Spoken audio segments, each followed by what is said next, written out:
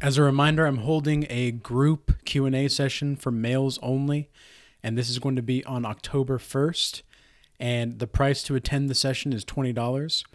And the reason for this is to weed out anybody that is not sincerely interested in participating in the group session. This is going to be a great way to meet other men that are on semen retention, that are in their self-improvement journeys and paths. And then likewise, I have another session that is for both males and females on October 7th. And the price for that is also $20. And the reason for is the same as the prior, to weed out anybody that's not sincerely interested in participating.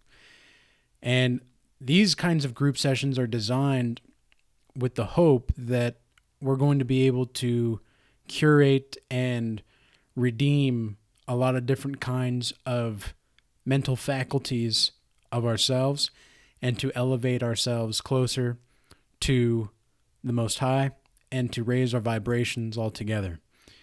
Now, with that being said, the topic for today is going to be redeeming your bloodline from generational curses.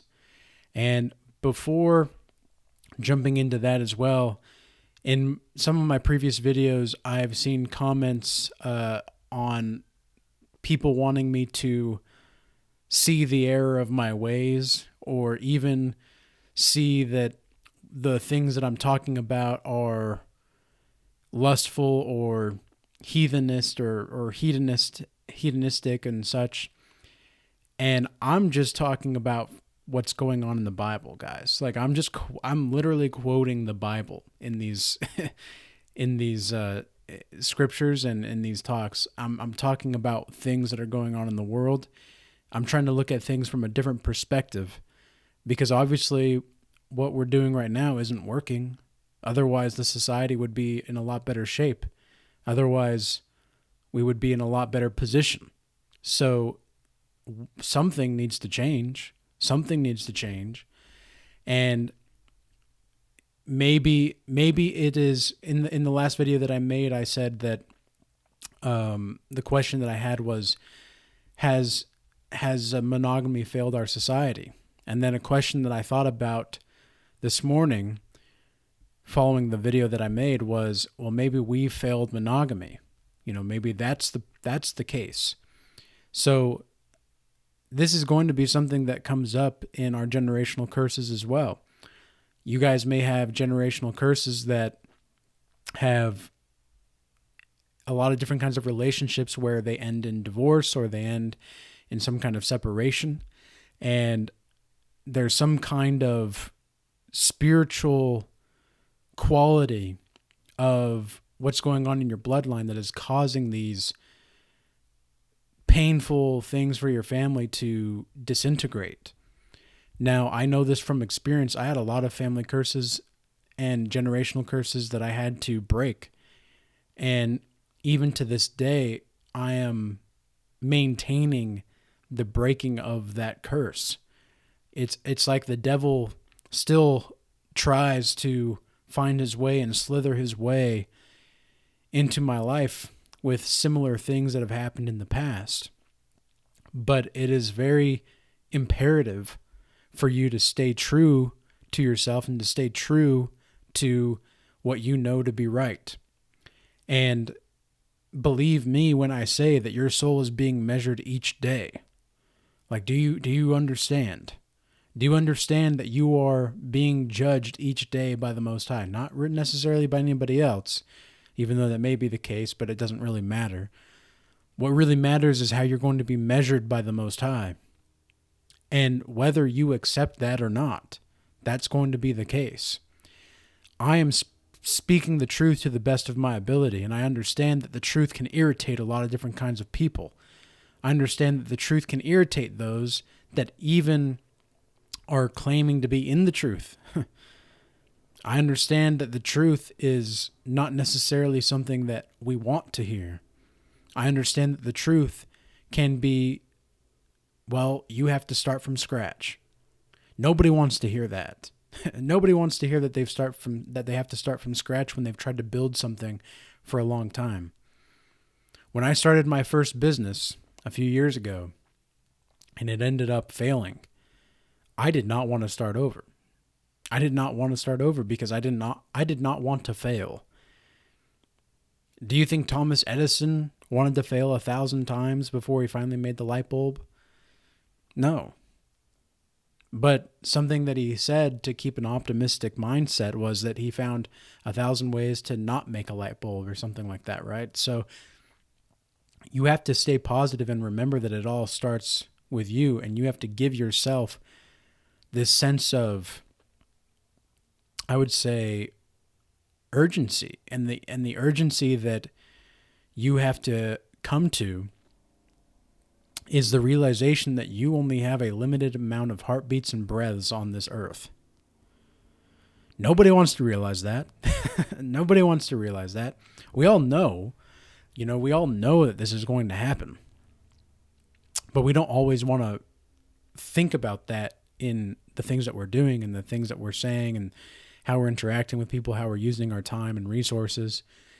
And we don't always want to think about the dark side of reality. And there is a dark side to reality, ladies and gentlemen. There is a dark side. And I'm not going to sit here. I'm not the kind of guy to tell you that everything's going to be sunshine, rainbows, and lollipops and sugar and spice and all things nice. That's not the way life works. So get that through your head. And for all of the people that are in the comment section on my videos, and even in any kind of consultations that I've been through, anybody that's been in my consultations understands that I'm not going to tell them things that they want to hear. And a lot of the times, there's people that listen, but there is, I would say, 10 to 20% of the time, people that don't want to hear what I have to say because I reflect back to them the true error of their ways. I'm not just telling them, hey, you're wrong. Like and I start shaming them. I don't do that. I don't do like that. I don't shame people just to shame people. I try to point out what they're really doing in their lives. That's what I'm here to do. I'm here to actually help. Like, I'm actually trying to help. I'm actually trying to help alleviate the suffering of the world. And yeah, the truth is going to hurt. But guess what? If you don't feel that pain, you're not going to get through the obstacle. So how do you expect to not feel pain and to not go through the suffering and yet get the result that requires suffering and work? That does not make sense, okay? That does not make sense. And for the people in the comment section that understand this, they're like, yeah, that's something that I don't really want to hear, but that is the truth. Well, you're welcome. And I don't try to sound like an asshole by saying that, but it's like, yeah, this is not the kind of stuff. I don't want to say some of the things that I have to say because I understand the probability of,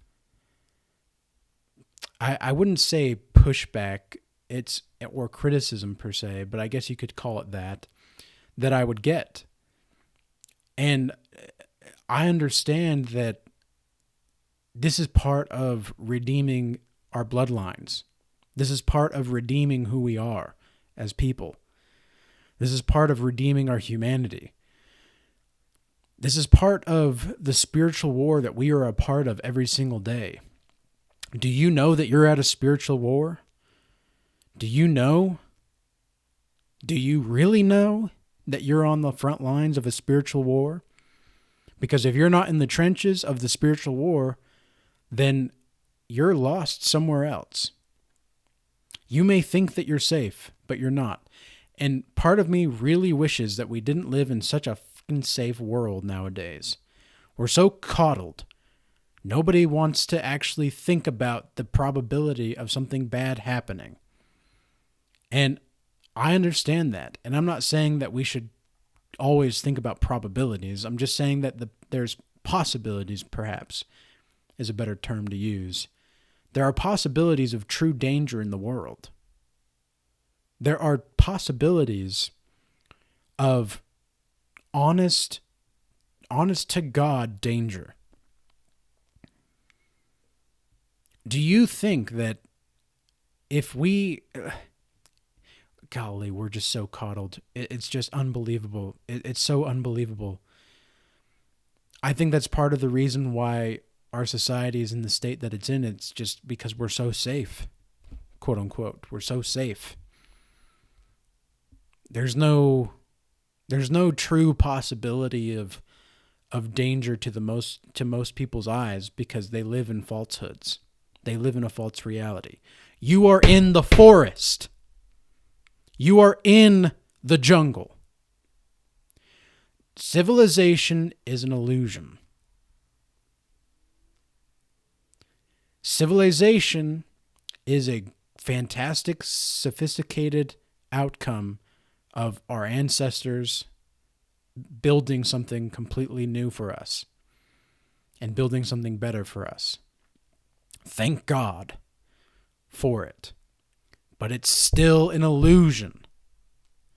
If you don't go out there and you don't take on the pain of hard work and dedication, you're not going to get to where you want to be. And it's so crazy to me how I look around and people just, it's like they need to create drama in their life because they know that, like, biologically, there should be danger. There should be, like, lions and tigers and bears around that we need to be on guard to watch out for. But there's not, because we live in this false sense of security and reality.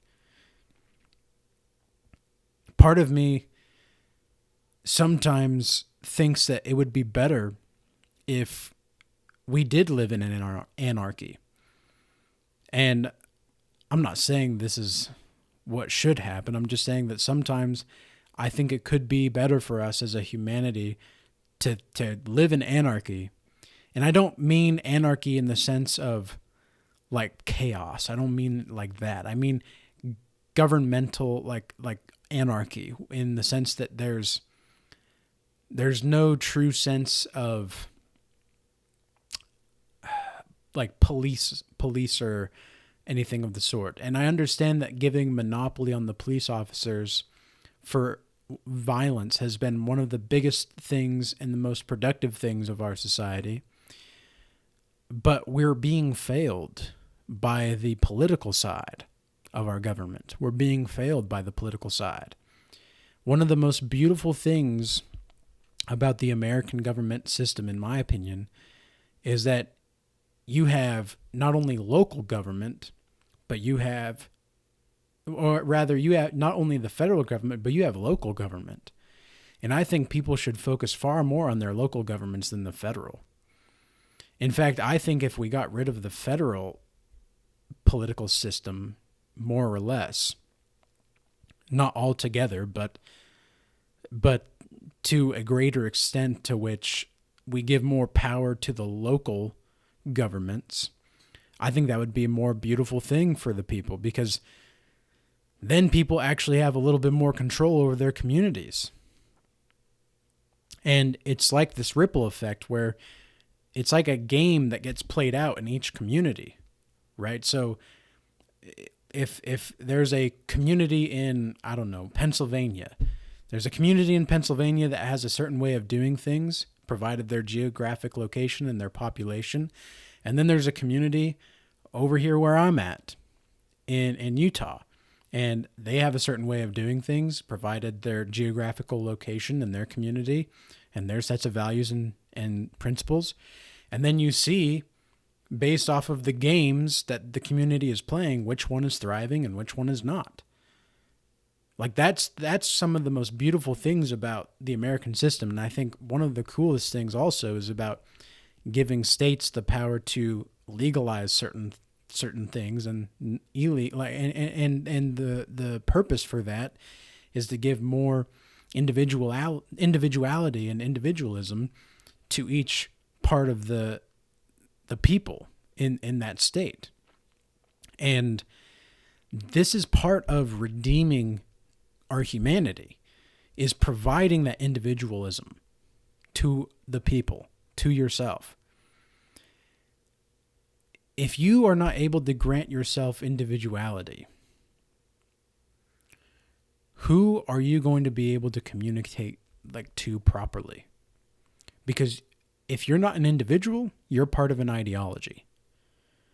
If you're not an individual, you're part of a dogma. If you're not an individual, then you are likely still struggling with some kind of generational curse.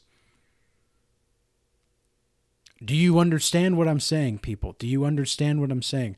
I don't want to go over y'all's heads, but there are deep spiritual insights and things that are happening that we need to really take a good look at ourselves and establish and affirm that what we are really practicing is the truth. What we are actually doing is the truth. Because if you're not acting out the truth and letting the falsehood die, then you're living a falsehood. And with that being said, I hope this message was useful and insightful. And until next time, peace be with you.